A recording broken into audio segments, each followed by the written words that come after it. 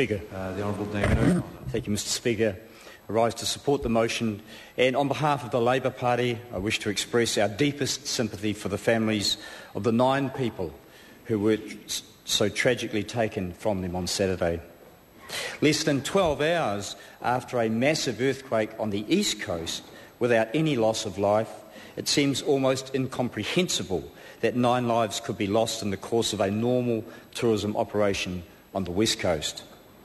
On a spectacular southwestern day in one of the most inspiring environments in the world, 4 enthusiastic young tourists to New Zealand were ready for an amazing adventure. This was the 9th flight of the day by a very experienced pilot in a plane built for the job, and all 4 experienced jump masters prepared as they had for literally thousands of jumps before this fateful occasion. No words can describe nor compensate for this horrific tragedy, as friends of the deceased waited and watched as this crash occurred right in front of them. To them, we also offer our support in any way we can.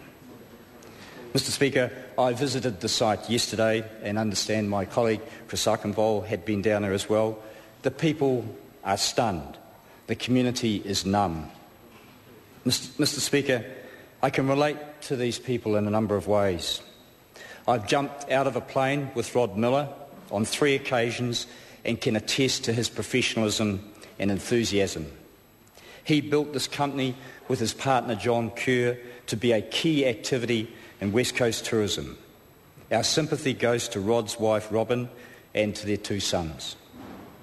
As a former adventure tourism operator, Mr Speaker, I can attest to the experience and the professionalism of the 3 other jump masters, Adam Bennett, Michael Suter and Christopher McDonald, who have shared their passion for skydiving with tens of thousands of thrill seekers. Although this has always been a high-risk activity, Mr Speaker, their family and friends will be struggling to come to terms with their loss. They have our deepest sympathy. The very experienced pilot Shami Senintira has a new family, a wife and a daughter who will be in shock. We offer them our deepest sympathy and support. Mr Speaker, as a West Coaster, I can say that those people were part of a small Fox Glacier community, a community that exists with nature, for tourism, and the risks and rewards that depend upon the professionalism of adventurers such as those who were tragically killed on Saturday. We must offer also our special sympathy and support for the families of the 4 young tourists who also lost their lives. Patrick Byrne from Ireland, Glenn Burke from Australia, Anita Kirsten from Germany, Brad Coker from England. Mr Speaker, they came to New Zealand for a special holiday. They cannot return to their homes to tell of their experiences and adventures. We all have a responsibility to look after those who visit us in the true spirit of manaakitanga. We cannot explain why, at this stage, their lives were lost, but we can give a commitment to do everything possible to prevent such terrible tragedies occurring in the future. No amount of speculation or guesswork will help.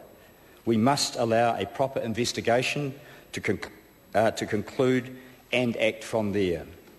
Mr Speaker, we offer our deepest sympathy to the friends of those adventurous travellers and to the families of all of those who were tragically killed.